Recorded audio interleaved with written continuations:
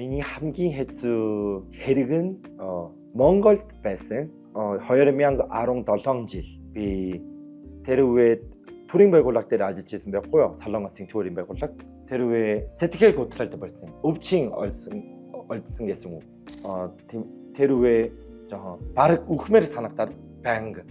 Тийм. Энэ бол аюултай наа гэж бодоод Солонгос руу буцаад эмнэлэг явсан юм чинь сэтгэл хөдлөлттэй байна.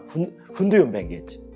Ерөнхийдөө дэлхийн дээр байгаа бүх эрэгтэйчүүд жоохон өөрийнхөө байгаа сэтгэл хөдлөлийг нууж байгаа юм шиг санагдаж байгаа. Би ч бас тийм байсан. Тийм болохоор жоохон өөртөө үе бас зүгээрээ гэж. Тийм. Харин амар уурсан байхгүй юу? Харин ерөн солонгосчууд тийм байл да. Уурсан ч гэсэн гэд тийм. Бараг ялангуяа боссын үдэнд тэгж чадахгүй.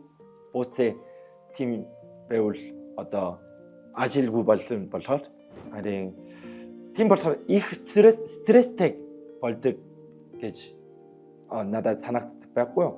Тийм болохоор уйлах хэрэгтэй.